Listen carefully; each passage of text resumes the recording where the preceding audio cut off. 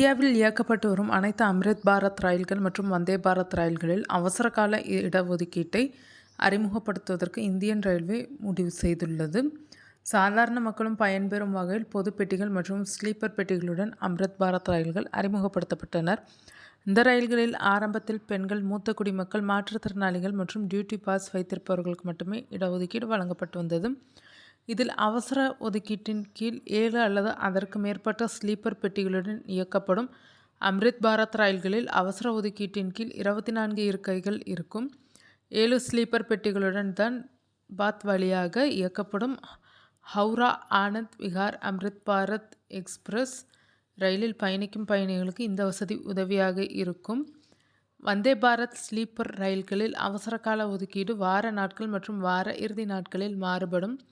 Vande Bharat sleeper ரயில்களில் அவசர கால ஒதுக்கீடு பெட்டி வகைகளின் அடிப்படையில் ஏற்பாடு செய்யப்பட்டுள்ளது. இந்த ஒதுக்கீட்டின் கீழ் உள்ள இருக்கைகளின் எண்ணிக்கை சாதாரண நாட்களுக்கும் வார இறுதி நாட்களுக்கும் இடையில் வேறுபடும். முதல் ஏசி வகுப்பு சாதாரண நாட்களில் 4 இருக்கைகள், வார இறுதி நாட்களில் 6 இருக்கைகள். இரண்டாவது ஏசி வகுப்பு சாதாரண நாட்களில் 20 இருக்கைகள், வார இறுதி நாட்களில் 30 இருக்கைகள். மூன்றாம் ஏசி வகுப்பு சாதாரண நாட்களில் 24 இருக்கைகள், வார இறுதி நாட்களில் 42 இருக்கைகள். இந்த ஒதுக்கீடுகளை முன்பதிவு காலத்தின் போது அல்லது முன்பதிவு முடிவடையும் தேதிக்கு முன் அதுவரை முன்பதிவு செய்து கொள்ளலாம் என்று தெரிவிக்கப்பட்டுள்ளது.